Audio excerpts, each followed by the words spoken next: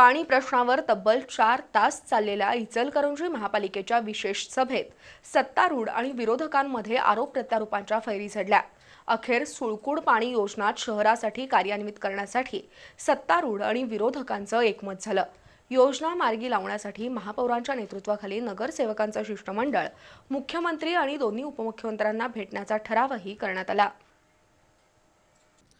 इचलकरंजीचा पाणी प्रश्न आणि काळा ओढा या संदर्भात चर्चा करण्यासाठी महापौर उदय धातुंडे यांनी मंगळवारी विशेष सभा बोलावली होती। सभागृहात येतानाच विरोधी सदस्यांनी पाणी योजनेसंदर्भात घोषवाक्य लिहिलेले डिजिटल जॅकेट परिधान केले होते। ते जॅकेट काढल्यावरच सभा सुरू होईल असं महापौरांनी सांगितल्यानं त्यावर सुमारे अर्धा तास चर्चा झाली।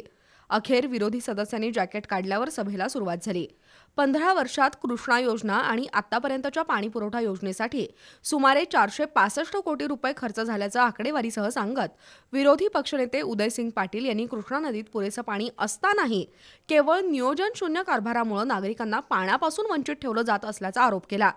शहराच्या पाण्याच्या ऑडिटची गरजही त्यांनी व्यक्त केली आणि पाणी नाही गावाला घाला साकडं देवा भाऊला अशा आशयाची कविता सादर करत सभागृहाचं लक्ष वेधलं।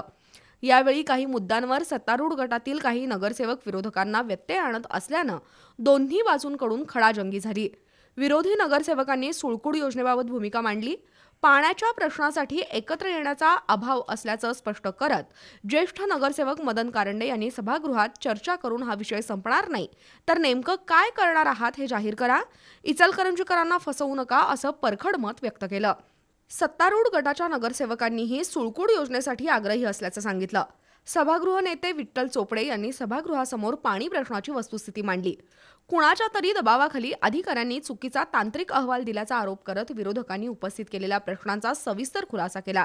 शहरवासियांना 2 दिवस आड आम्ही पाणी पुरवठा करणार असल्याचंही त्यांनी सांगितलं। तर इचलकरंजीला स्वच्छ आणि मुबलक पाणी देण्यासाठी आम्ही कटिबद्ध आहोत।